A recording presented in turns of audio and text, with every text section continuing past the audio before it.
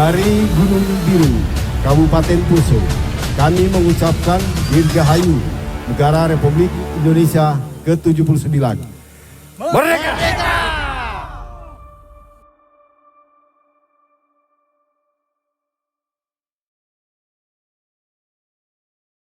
Kelompok Santoso diyakini telah terpecah karena terputusnya jalur logistik mereka. Iya, kepolisian Indonesia yakin mereka bisa segera menangkap buronan bersenjata yang bersembunyi di hutan-hutan Sulawesi Tengah ini. Pimpinan Mujahidin Indonesia Timur atau MIT Poso, Ali Kalora dilaporkan terkena tembak dalam kontak senjata di sekitar Andole, Desa Tambarata, Kecamatan Poso, Pesisir Utara, Kabupaten Poso, Sulawesi Tengah. Teroris Ali Kalora mulai menjadi pemimpin setelah Ketua Mujahidin Indonesia Timur Santoso alias Abu Wardah tewas dalam penyergapan aparat keamanan pada 2016 silam. Aksi Madagoraya kembali terlibat kontak tembak dengan kelompok teroris yang masuk DPO Mujahidin Indonesia Timur. Sementara itu, Satuan Tugas Operasi Madagoraya berhasil menemukan pondok yang diduga tempat persembunyian kelompok teroris Mujahidin Indonesia Timur atau MIT.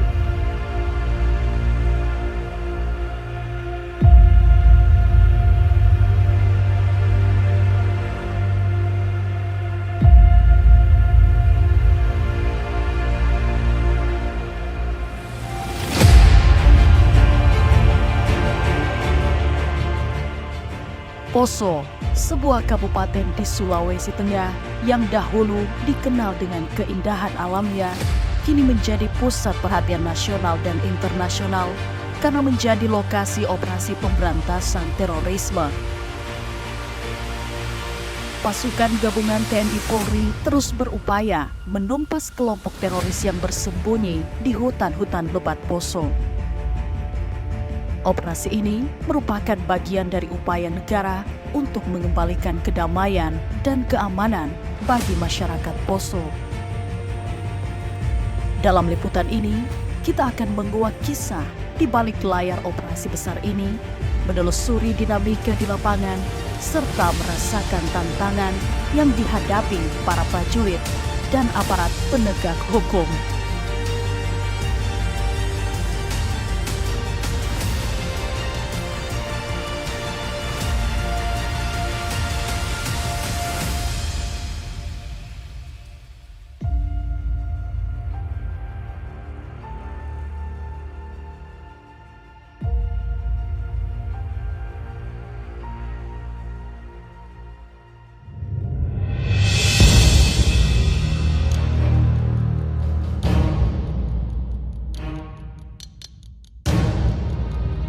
Konflik di Poso berawal dari perselisihan antar kelompok pada akhir 1990-an yang berujung pada kekerasan sektarian.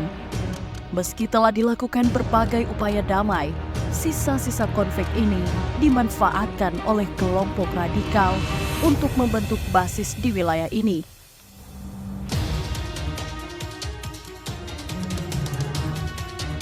Sejak itu, Poso kerap menjadi sasaran operasi pemberantasan terorisme, terutama setelah munculnya kelompok-kelompok teroris yang berafiliasi dengan jaringan internasional.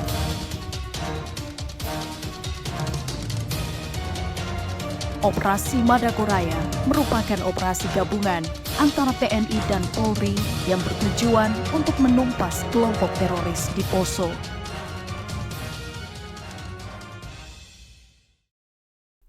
Operasi ini telah berlangsung selama beberapa tahun dengan target utama untuk menangkap atau melumpuhkan sisa-sisa kelompok teroris yang dipimpin oleh Ali Kalora. Dalam operasi ini, pasukan menghadapi tantangan berat karena medan yang sulit dan keterbatasan informasi mengenai lokasi persembunyian para teroris. Menyusuri hutan Poso bukanlah perkara mudah. Pasukan yang terlibat dalam operasi ini harus menghadapi kondisi medan yang berat, mulai dari hutan lebat, curah hujan tinggi, hingga ancaman dari para teroris yang familiar dengan wilayah tersebut. Melalui wawancara eksklusif dengan beberapa anggota pasukan, terungkap bagaimana mereka menjalani hari-hari di lapangan, bertahan dengan persediaan yang terbatas, dan selalu waspada terhadap serangan mendadak. Selain tantangan fisik, operasi ini juga membawa beban psikologis bagi para prajurit. Jauh dari keluarga dan hidup dalam kondisi berbahaya, mereka harus menjaga moral satu sama lain. Tidak hanya itu, operasi ini juga menuntut para pasukan untuk tetap memegang teguh prinsip kemanusiaan, mengingat banyak dari masyarakat Poso yang tidak terlibat dan justru menjadi korban dari konflik ini. Operasi pemberantasan terorisme tidak hanya berdampak pada kelompok teroris, tetapi juga pada masyarakat Poso secara umum. Operasi ini memberikan rasa aman karena mengurangi ancaman terorisme. Banyak dari mereka yang berharap agar situasi keamanan segera pulih dan kehidupan dapat kembali normal. Operasi Madagoraya masih terus berlanjut dengan harapan dapat segera menuntaskan tugasnya. Namun, pemulihan situasi di Poso tidak hanya bergantung pada operasi militer semata. Diperlukan pendekatan yang lebih komprehensif, termasuk rekonsiliasi sosial, pembangunan ekonomi, dan edukasi untuk mencegah munculnya kembali radikalisme. Semua pihak berharap agar Poso kembali menjadi wilayah yang damai, aman, dan sejahtera sebagaimana yang diidamkan oleh seluruh masyarakat Indonesia. Operasi pemberantasan terorisme di Poso adalah bukti dari komitmen negara dalam menjaga keamanan dan kedaulatan wilayahnya. Di balik operasi ini, terdapat kisah-kisah heroik, tantangan berat, dan harapan besar dari masyarakat yang mendambakan kedamaian. Semoga upaya ini membuahkan hasil yang maksimal, dan Poso kembali menjadi surga damai di bumi Nusantara. Pasukan siap! Ceksan 10%! Au! Ceksan 50%!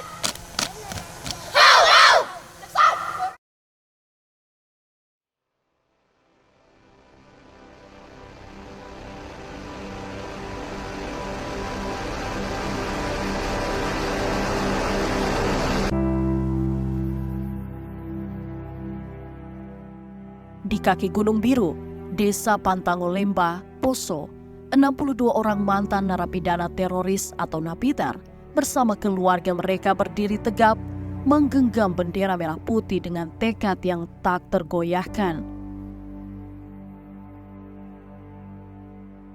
Kehadirannya untuk menerima bendera merah putih bukanlah karena paksaan, melainkan sebagai tanda kesadaran dan keinginan tulus untuk kembali sebagai warga bangsa yang merdeka.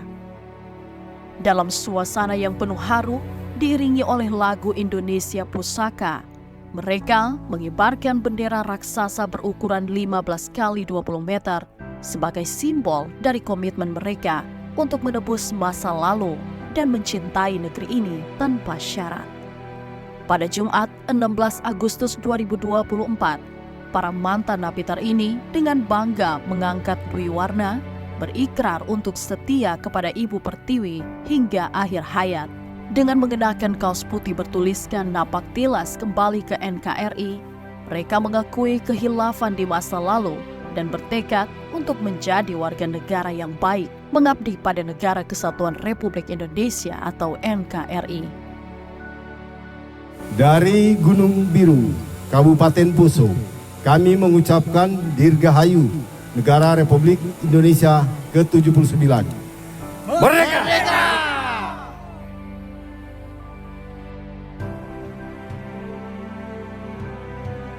Pembentangan bendera di kaki Gunung Biru merupakan salah satu agenda peringatan Hari Ulang Tahun ke-79 Republik Indonesia bertajuk Napak Tilas Kembali ke NKRI yang digagas oleh Polda Sulawesi Tengah. Acara ini berlangsung selama 3 hari, dari tanggal 15 hingga 17 Agustus 2024. Dirgahayu Republik Indonesia ke-79. Merdeka!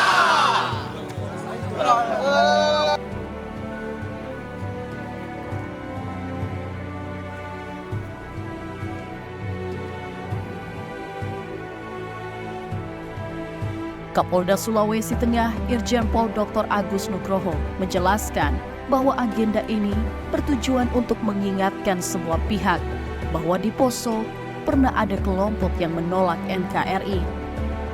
Untuk napaktilas jalur perlintasan teroris ini merupakan jalur yang biasa dipatroli oleh Satgas Madagoraya sebagaimana yang kita lihat di atas ini. Kemudian dalam rangka memperingati HUT RI yang ke-79, kita melaksanakan napaktilas di jalur tersebut. Ini semata-mata untuk mengingatkan kepada kita semua bahwa di jalur-jalur tersebut pernah ada kelompok masyarakat yang anti NKRI. Tapi alhamdulillah sekarang sudah tidak ada lagi. Ya, ini dibuktikan. Saya sendiri sudah pernah menginap di sekitar jalur tersebut. Secara umum masyarakat sudah bisa menerima baik keberadaan kita, keberadaan masyarakat lainnya, dan sudah berbaur. Peristiwa ini menjadi sebuah nokta merah dalam sejarah perjalanan bangsa yang tidak perlu diulang. Komandan Satgas Operasi Madagoraya Kombes Boy F. Samola menyatakan bahwa menyusuri jejak teroris adalah sebuah perjalanan untuk mengenal lebih dekat kekerasan yang pernah terjadi di bumi Sintuhu Manoso. Namun, di balik jejak kelam itu, tersembunyi kisah kebangkitan dan harapan. Perjalanan ini bukan hanya untuk mengenang masa lalu, tetapi juga untuk membangkitkan semangat kebangsaan dan persatuan yang ditandai dengan penyerahan bendera merah putih kepada para mantan napiter dan pemberian bantuan kepada mereka.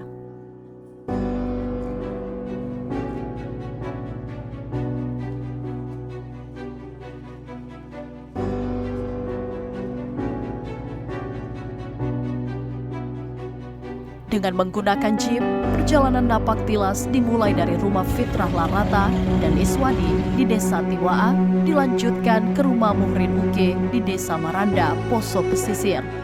Mereka adalah mantan napiter yang kini telah kembali berbaur dengan masyarakat, menjalankan hak dan kewajiban sebagai warga desa, serta setia pada NKRI dan Pancasila. Perjalanan menelusuri jalur yang digunakan para kelompok teroris ini bukannya mudah. Jalan yang mereka gunakan melalui sungai berbatu, jalan tanah dan terjal, serta jalur warga untuk berkebun.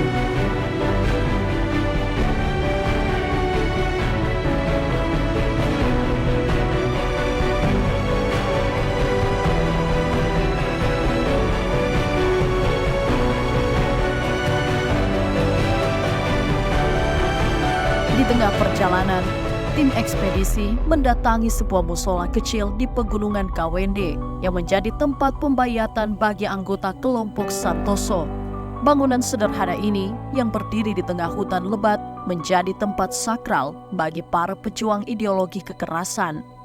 Namun, di balik kesederhanaannya, musola ini menyimpan kisah-kisah kelam tentang komitmen yang diucapkan dan ketaatan pada ideologi yang memperjuangkan kekerasan.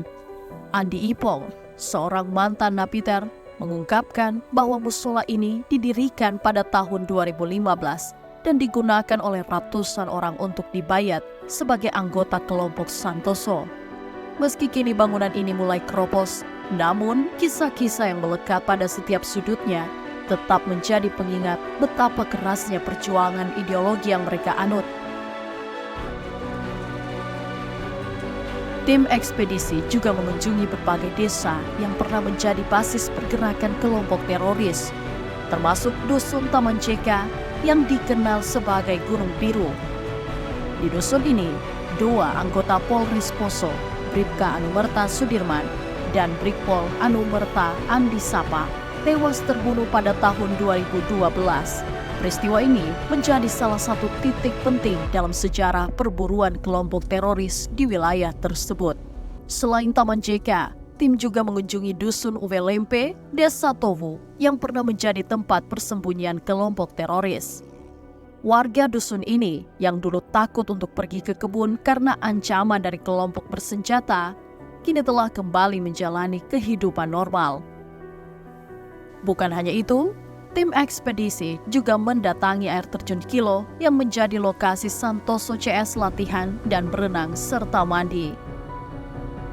Air terjun yang indah ini sebelumnya ramai dikunjungi warga sebagai tempat untuk rekreasi. Namun, adanya kelompok teroris membuat air terjun ini enggan didatangi warga karena khawatir akan menjadi sasaran para kelompok teroris.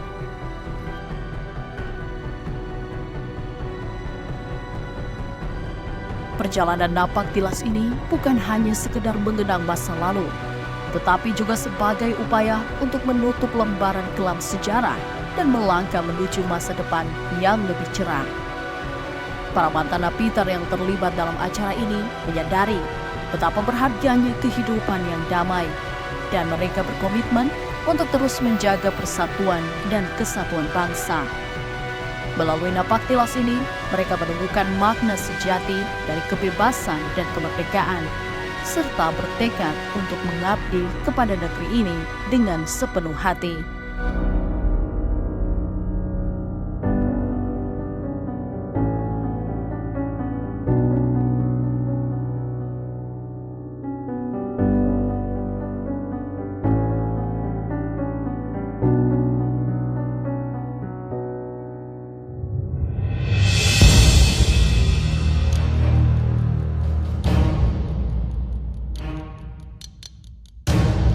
Di tengah barisan rapi, peserta upacara hari ulang tahun ke-79 RI di Desa Tabalo, Poso Pesisir, mereka berdiri tegak, membaca lafal Pancasila, menyimak naskah proklamasi, dan menyanyikan lagu kebangsaan Indonesia Raya dengan penuh semangat. Bagi mereka, ini adalah momen bersejarah yang menandai komitmen baru untuk menjadi bagian dari Indonesia yang merdeka dan damai.